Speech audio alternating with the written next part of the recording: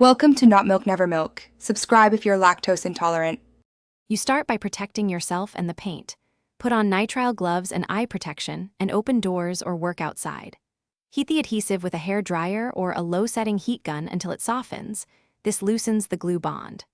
Once warm, use a plastic scraper at a shallow angle and push along the surface to lift the softened glue. Short strokes work. Make sure to test any solvent on a hidden spot first, so you don't damage the clear coat before proceeding. You now dissolve what remains.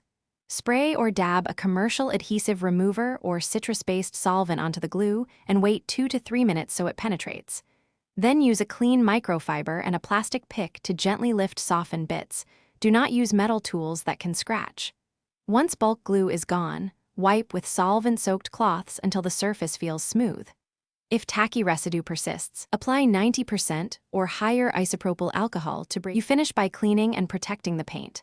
Wash the area with car shampoo, rinse, and dry with a microfiber towel. If the surface looks slightly hazy, use a fine polish to restore gloss. Then apply wax or paint sealant to protect the clear coat. Make sure to inspect edges for remaining adhesive. If you see paint lifting, deep scratches, or persistent dulling, stop.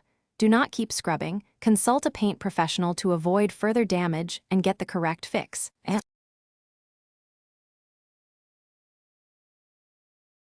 Thanks for watching. If this was helpful, leave a like and consider subscribing. See you next time.